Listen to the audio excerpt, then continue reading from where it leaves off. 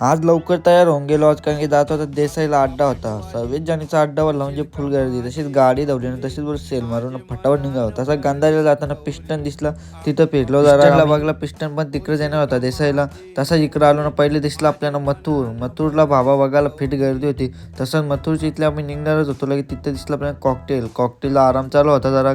कॉकटेलला फेरा करायला लगेच नेणार होती, म्हणून तिथल्या लगे आलो अड्ड्यानं. तर इकडं बघताव काय आणि एक किरणकाट आणलेलं बकासूरची शर्यत बघायला.